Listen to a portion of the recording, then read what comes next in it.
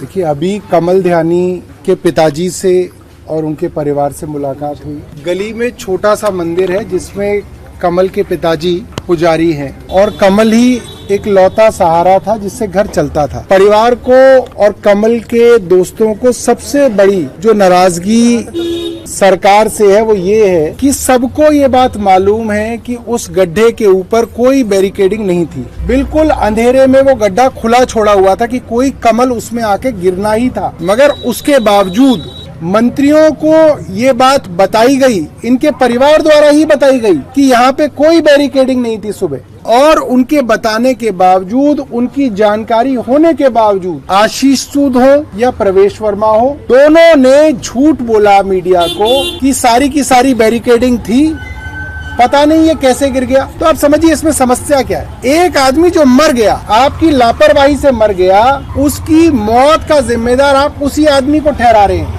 क्योंकि वो तो मर गया, वो तो कुछ आके बताएगा नहीं।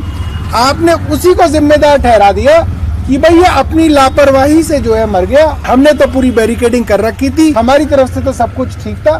तो ये तो बहुत घटिया बात है। आप सोचिए इससे ज्यादा घटिया अब क्या बात हो सकती है कि जो गुजर गया, आपकी लापरवाही से गुजर गया, आप उसकी मौत का जिम्मेदार सबसे पहले उसको ठहराते हैं क्योंकि आपको लगता है कि कौन इसके बारे में चर्चा करेगा, कौन जाके ढूंढ के लाएगा कि सच्चाई क्या थी। और यही कारण है अभी तक पुलिस ने सीसीटीवी को बाहर नहीं किया है कि सीसीटीवी में क्या है। पुलिस के पास सीसीटीवी फुटेज है, पुलिस को मालूम है उस रात को क्या हुआ, कमल कैसे गिरा, उसके बाद लीपापोती सरकार की तरफ से कैसे की गई, ये सारी सीसीटीवी पुलिस के पास है, मगर पुलिस अभी तक इसको बाहर पब्लिक नहीं कर रही क्योंकि पोल खुल जाएगी। पुलिस के पास पोस्टमार्टम रिपोर्ट है, पुलिस को मालूम है कि कमल की मृत्यु कितने बजे हुई होगी, गड्ढे के गिरने के बाद कितने बजे मृत्यु हुई, मगर पुलिस इसके ऊपर भी नहीं बताना चाहती। ये लोग कैंडल मार्च निकालना चाहते थे, उसके लिए भी पुलिस ने इनके ऊपर जो है डराने धमकाने की कोशिश की।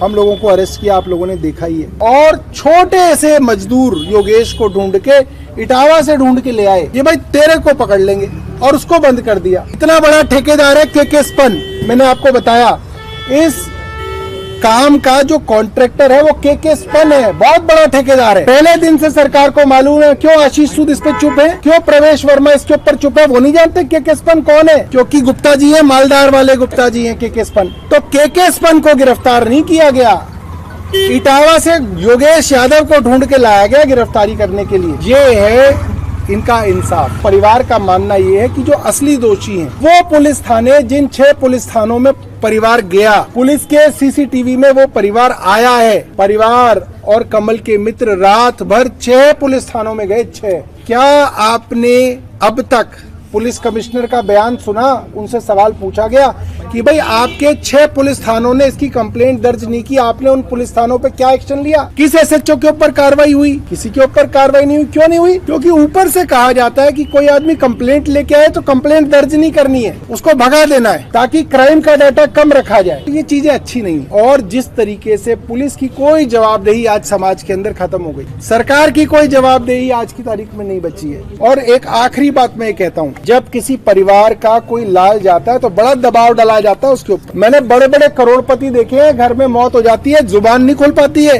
क्योंकि सरकार का, पुलिस का इतना दबाव बनाया जाता है। मगर ये परिवार है जो सच्चाई के साथ खड़ा हुआ है। इस परिवार ने किसी को गाली नहीं दी अभी तक, इस परिवार ने किसी का नाम नहीं लिया आज तक, मगर ये परिवार अभी तक सच पे खड़ा हुआ है। ये परिवार ये कह रहा है कि हम 6 थानों में गए, वहाँ हमारी कंप्लेंट दर्ज नहीं हुई, उसका क्या करोगे साहब, ये बताओ। कोई जवाब नहीं, किसी का नाम नहीं ले रहे परिवार, मगर सच्चाई के साथ ये परिवार खड़ा है। मैं सभी अपने मीडिया के साथियों से कहना चाहता हूं कि इस सच्चाई की लड़ाई में इसका हमें साथ देना चाहिए, वरना इस तरीके की घटनाएं, देखिए सबके घर में जवान बच्चे हैं, जवान लड़के हैं, कई बार जाते हैं 2-2, 3-3 घंटे तक नहीं आते, कई बार गाड़ी पंचर हो जाती है, कई बार फोन स्विच ऑफ हो जाता है, कई बार बैटरी रह जाती है। अब हर माँ को ऐसा लगेगा अरे बेटा फोन नहीं उठा रहा, पता नहीं कहाँ किसी गड्ढे में ना गिर गया। आप सोचिए कितना पैनिक रहेगा इससे हमारे परिवार की महिलाओं में, बुजुर्गों में। तो इस मामले को, इनकी लड़ाई को आप सब लोग मिलकर लड़िए, ये मेरी आप सब लोगों से जो है दरख्वास्त रहेगी। Thank you.